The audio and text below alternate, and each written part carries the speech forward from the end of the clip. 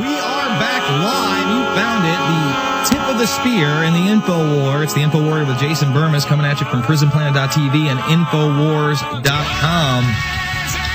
And we are now joined by Anthony Tolda, who's a financial consultant who a few weeks back really bought it to Steve Israel, a representative at a health or a town hall meeting based on health care, but really gave it to him about the economy. How you doing today, Anthony? Excellent. Thanks for asking, Jason. How are you? I'm very, very good. So why don't you just tell people first your background and how you awakened to this stuff? Well, one of these days I got a check from my fireworks company, and I said, you know what, I got a couple of extra bucks. I'm going to go out and buy myself an iPhone. So I go buy the iPhone, and, I started looking at different things that I was interested in. And all, these other links would pop up after I had watched a video, and it just became like a wormhole, and my learning capacity just became exponential. And I've always educated myself, but it's like having a library at your fingertips. And this is part of the reason the Internet is so threatening to the other side, and why they're actually introducing legislation now, as you well know, to attempt to regulate it or shut it down in a quote-unquote emergency. Mm-hmm. And those are the Cyberbullying Act and the Cybersecurity Act. For those that don't know, it's positive to me to hear a iPhone success story, since so many people are really enthralled with their iPhone and use it to do, rather idiotic things. But it really is a great tool for the info warriors out there, because like you just said, it's a library at your fingertips. Whether you want to bring up a video from YouTube and show somebody, Alex Jones talking about H1N1 or the healthcare bill, you can actually bring up the healthcare bill in PDF format, run a little search right there, find the terminology. I mean, you can bring up this Copenhagen, world tax bill that I've been discussing in the first hour and show somebody this, and look, this is what they're going to vote on. So it's very encouraging to hear that the iPhone is what actually woke you up to the situation that we now face. So you come in with this information, and then you have a town hall meeting relatively close to where you live?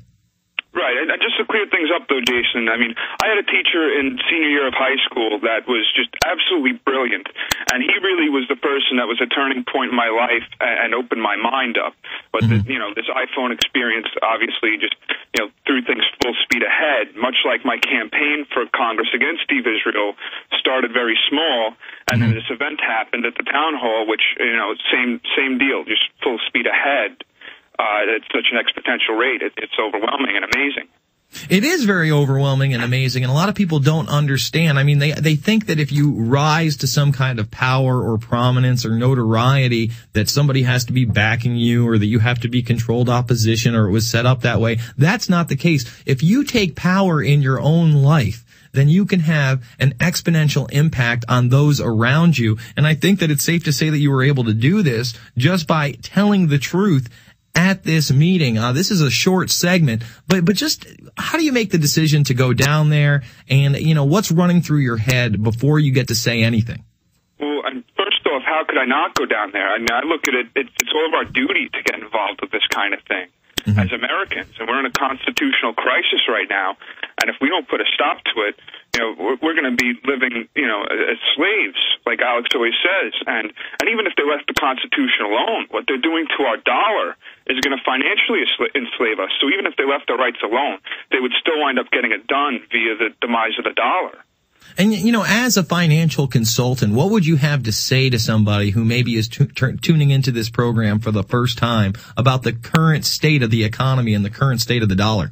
Well, we had the GDP come out earlier this week at 3.5%. And as Peter Schiff came out and said, this number, it's not as positive as people like to make it out to be. It's all government-stimulated spending on borrowed money. And that's why you're hearing things like a jobless recovery, while we have upwards to 12% unemployment admitted by the mainstream press. We're going to come back after this with Anthony Tolda. It's the Info Warrior, prisonplanet.tv, Infowars.com.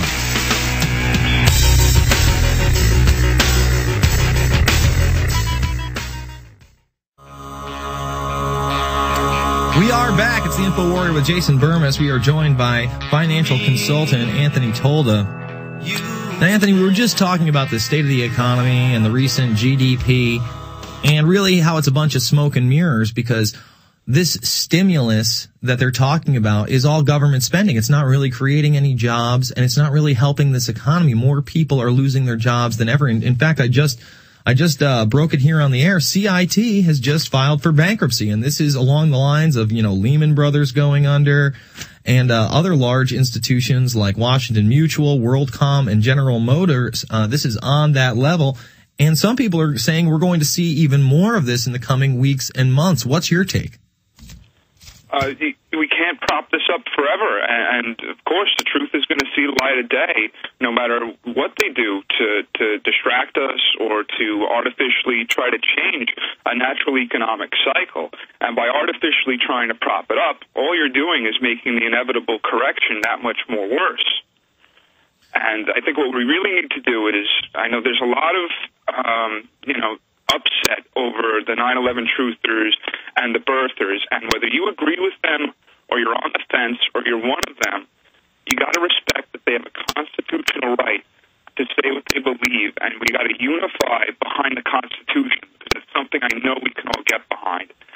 Well, absolutely. And they try to use those terms as though they're derogatory. Like, I just don't know how they do it. But, somehow truther is now a slam on somebody. How dare somebody look for the truth? I mean, that to me amazes me. Well, they use the word conspiracy theory all the time. Mm-hmm. And all of this unconstitutional legislation that's being placed on us, the whole sales pitch is, well, if you're not a terrorist and you have nothing to hide, then you shouldn't have a problem with us taking your constitutional rights away. Well, then you know what? If you're not a domestic enemy of the Constitution, then you shouldn't have a problem giving the people their date in court and letting a judge and jury decide. And the fourth check on the checks and balances system of our country is the people. And if they pass cap and trade, we need to spread non-compliance through the whole country. Small, medium, large businesses just don't pay the carbon tax. It's that simple. Well, absolutely. Well, a lot of these small businesses have no idea what a carbon tax is going to mean for them. And what really comes to my mind when I see this carbon tax is I used to work in this barbecue joint called Brooks House of Barbecue in upstate New York, and they burn coal. We would go on the road, do catering, bring these things. These guys are going to be taxed out of business, and they don't even realize it, and they don't even necessarily have to pass cap and trade here. If we sign on to this Copenhagen Treaty, which takes place in the first week of December, I believe it's December 8th to the 17th, then we are doomed. I mean, this... Well, the Senate has to ratify that by a 2/3 vote. Mm-hmm. So I think the odds of that happening are slim to none. But it still is very insulting, and there's other things going on with the UN, like the Human Rights Treaty, or whatever they want to call it, between Obama and Egypt, that they claim is going to, create a mirror of our First Amendment rights throughout the world, when, in all reality, just look at Egypt and their laws now. And what it's going to do is it's going to attempt to infringe on our First Amendment rights, which they're already doing. I don't know if you heard about the Scholastic newspaper that came out recently. It's a paper that all the children get in our public schools.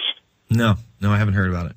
Oh, they put the Scholastic News out, and it had some stuff about the Constitution in it, and it addressed the First Amendment. And it says, we have the right to say whatever we want, so long as it doesn't hurt anybody's feelings. Oh, someone did post that on my Facebook, but I didn't click on the link. It might have been me. But I do actually read my Facebook, folks. That's where I get a lot of my tips. But yeah, that does amaze me. It's basically trying to say that all speech that may hurt someone's feelings is hate speech, and we have to outlaw that. And when the facts are, it's just like along the lines of the Cyberbullying Act. They take a face out there like Miley Cyrus, which is recognizable by hundreds of millions of young people across the world and their parents, and she starts talking about how she just can't take all these cyberbullies calling her fat and it's derogatory, and she's behind the Cyberbullying Act, and she recently pulled out of Twitter because it was just too much for her. We need to pass a law, Anthony. Well, yeah, I'm sure she has a really tough life. It must be terrible to have to deal with that, first off. I mean, this is ridiculous. If you don't like America, then, I think the best stimulus package for our economy is to give anybody that doesn't like the Constitution a one-way ticket to whatever...